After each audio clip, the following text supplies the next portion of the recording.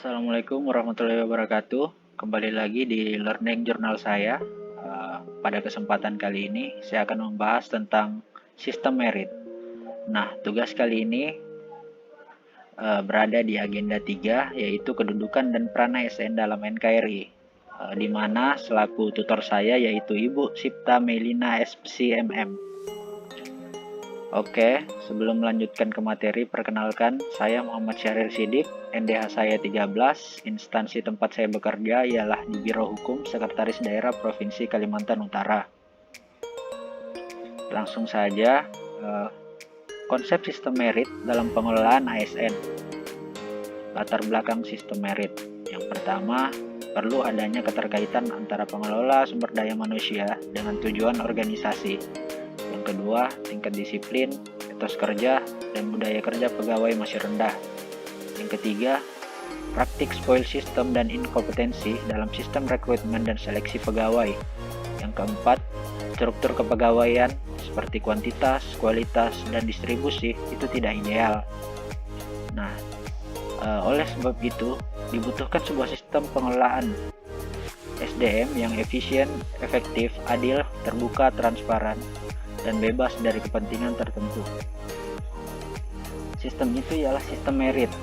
Sistem merit telah diatur di Undang-Undang Nomor 5 Tahun 2014, di mana berbunyi kebijakan dan manajemen ASN yang berdasarkan pada kualifikasi, kompetensi, dan kinerja secara adil dan wajar dengan tanpa membedakan latar belakang politik, ras, warna kulit, agama, asal-usul, jenis kelamin, status pernikahan, umur, atau kondisi kecacatan. Lalu, apa sih manfaat sistem merit? Manfaat sistem merit terbagi dua, yaitu bagi organisasi dan bagi pegawai. Bagi organisasi, manfaat yang pertama ialah sistem merit mendukung keberadaan prinsip akuntabilitas. Dan yang kedua, dapat mengarahkan SDM atau pegawai untuk dapat mempertanggungjawabkan tugas dan fungsinya.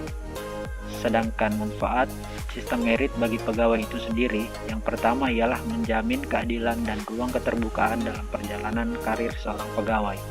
Yang kedua, memiliki kesempatan yang sama untuk meningkatkan kualitas.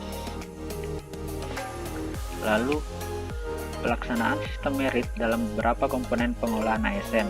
Yang pertama ialah perencanaan, di mana terdiri dari perencanaan kebutuhan pegawai, harus mendukung sepenuhnya tujuan dan sasaran organisasi. Yang kedua, pegawai ASN terpilih harus memiliki pengetahuan, keterampilan, dan perilaku yang dibutuhkan jabatan atau organisasi. Yang ketiga, pegawai ditempatkan sesuai dengan perencanaan untuk memenuhi kebutuhan organisasi dan tidak berdasarkan preferensi individu, kelompok, atau pertimbangan subjektif lainnya. Nah, pelaksanaan yang kedua ialah memonitoring, penilaian, dan pengembangan yang terdiri dari pangkat dan jabatan diberikan berdasarkan kompetensi, kualifikasi, dan persyaratan jabatan. Yang kedua, pengembangan karir dilakukan berdasarkan kualifikasi, kompetensi, penilaian kinerja yang mencerminkan kebutuhan instansi masing-masing.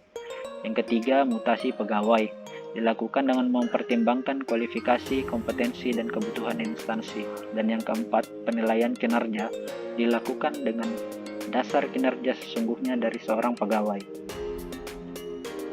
Selanjutnya ialah kelembagaan dan jaminan sistem merit dalam pengelolaan ASN.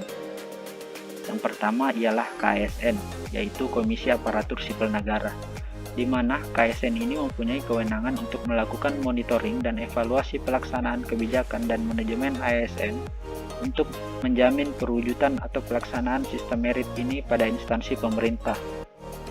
Sedangkan kelembagaan yang kedua ialah Kementerian Pendayagunaan Aparatur Negara dan Reformasi Birokrasi atau Kemenpan-RB, di mana Kemenpan-RB bertugas memberikan pertimbangan kepada Presiden dalam penindakan pejabat yang berwenang dan pejabat pembina kepegawaian atas penyimpangan sistem merit dalam pengelolaan ASN. Nah, cukup sekian pembahasan Learning Journal kali ini. Terima kasih karena telah menyaksikan video ini sampai akhir. Sampai jumpa di learning selanjutnya.